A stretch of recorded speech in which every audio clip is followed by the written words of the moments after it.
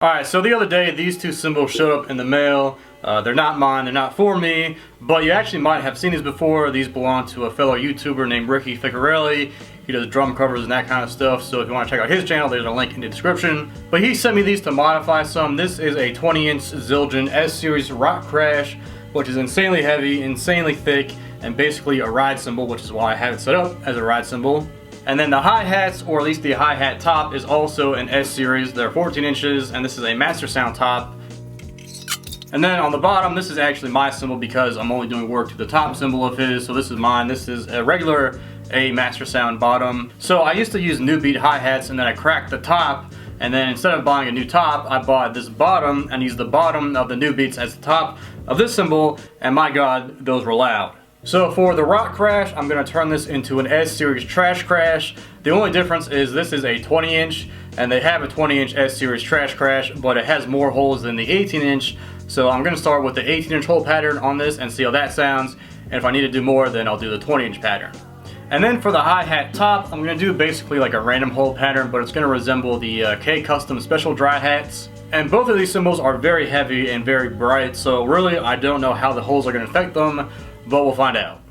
So first we'll start with the crash cymbal, just because I've made a couple of cymbals like this in the past with the same sort of layout and hole pattern.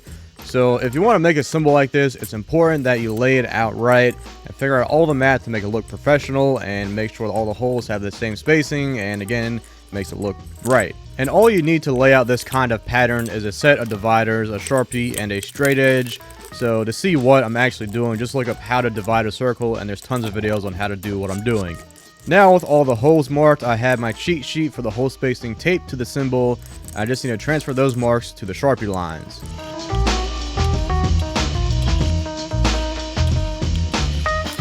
And I like to use the point on the divider since it's more accurate than a thick Sharpie line.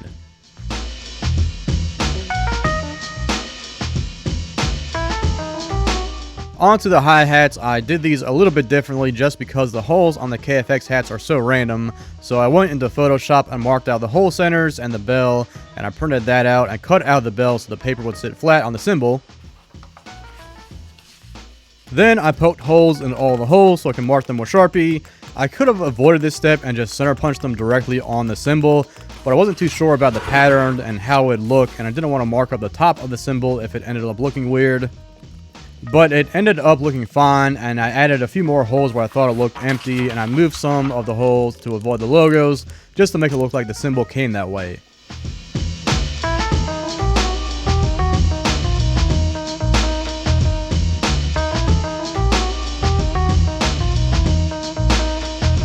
Hey, what's up guys? We're going to drill some cymbals here. So for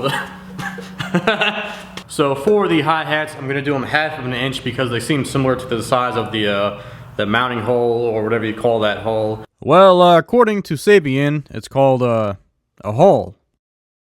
Imagine that.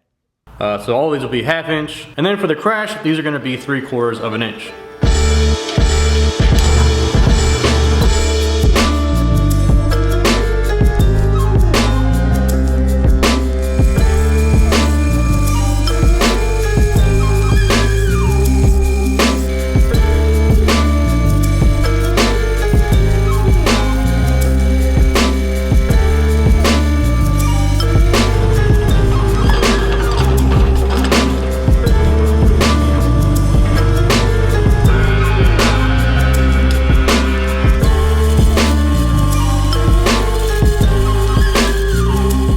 Off camera, I center punched and drilled a pilot hole for each of the holes because my step bit is getting a little bit dull. And second, these holes need to be more accurate than the hi-hats. If I misdrilled one of the hi-hat holes, then no one would really ever notice. But since these follow a pattern, I wanted to make sure that the bit didn't wander while I was drilling them. You also might have noticed that I started to drill these holes from the top, but the shavings were twisting around the bit and leaving a faint mark on the cymbal, so I flipped them over so those would be on the bottom. And really you can't even see it unless you're right up on the cymbal, but that's just something to keep in mind if you're doing something like this.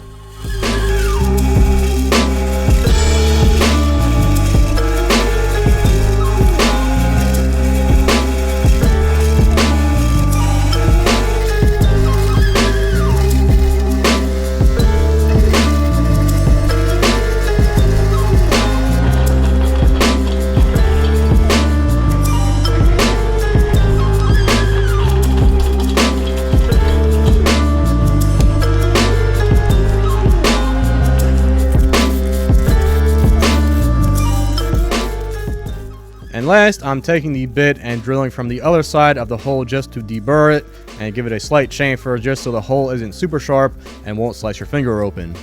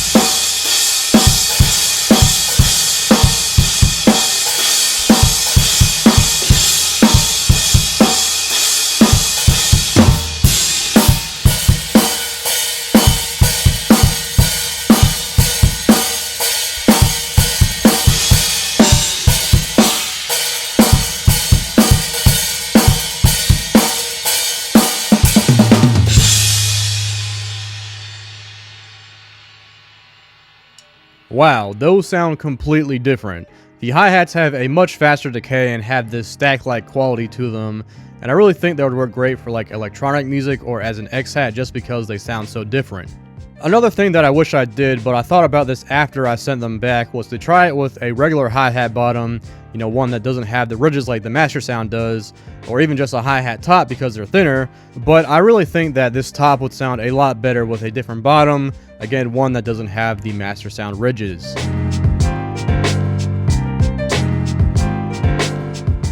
The pitch of the crash lowered quite a bit, which I was expecting because typically when you drill holes in a cymbal, the pitch will lower some. But the biggest difference that I noticed was it lost all of the ridiness that it had before. Typically when you crash on a thicker, heavier, bigger cymbal like a ride cymbal, it has a lot of bowing to it, but after these holes it lost all of that characteristic.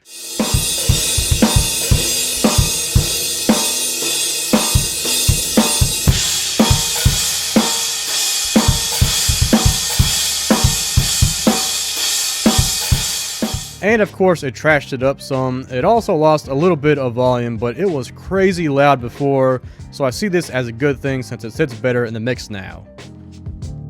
So I'm definitely happy with the results, and if you want to see more of these cymbals, then definitely check out Ricky's channel because they're his cymbals and he'll be using them. And just for my curiosity, let me know which one you like best in the comments. I also have a handful of other cymbal modification videos, so be sure to check those out. But that's it for this one. Thanks for watching.